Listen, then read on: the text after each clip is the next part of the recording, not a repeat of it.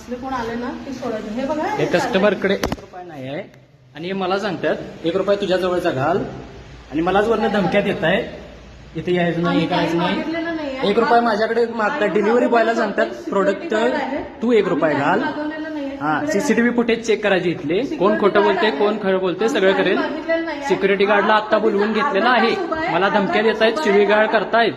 CCTV footage इथं check करायचं, CCTV footage check करायचं, सगळं खरं कळेल. हा, सगळं कळेल. अर्धा तास इथे येऊन झालाय का काय माझ्या ऍपवरती लॉग इन मध्ये सगळं दिसतंय. मी इथे किती टायमिंगला रीच झालोय, कुणी कुणाकडे पैसे मागितलेत, प्रोडक्ट यांनी घेतले, पैसे मला पे करायला सांगतायत आणि पैसे देत नाहीयेत. प्रोडक्ट कॅन्सल करा म्हणले कॅन्सल पण करत नाहीत. मला उलट्या धमक्यात येत आहेत. खोटे आरोप करून पोलीस कंप्लेंट करतो, हे करतो, सिक्युरिटीला बोलवून मला आज उलटी भाषा वापरतायत. अर्धा तास आहे का किती मिनिटं आहे सगळ्या ऍपवरती माझ्या कळते सगळं खरं खोटं.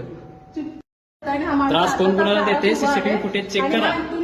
सिक्युरिटी गार्ड आहे तिथून पुढे या बिल्डिंग मध्ये आमच्या येऊ नये. आणि यांनी पण परत इथून पुढे ऑनलाईन मागून यांच्याकडे पैसे नसतात द्यायला.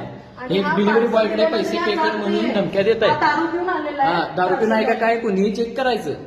कोण दारू पिऊन आहे ते बघायला लागेल ना. अर्धा तास झाले. मॅडम स्वतः ड्रिंक करून आहेत आणि माझ्यावर खोटे आरोप करत आहेत. त्याला लाज नाही, हा इथेच उभा आहे. हा, कोणाला लाज आहे कोणाला 1 रुपयाची ते दिसतंय यात क्लिअर.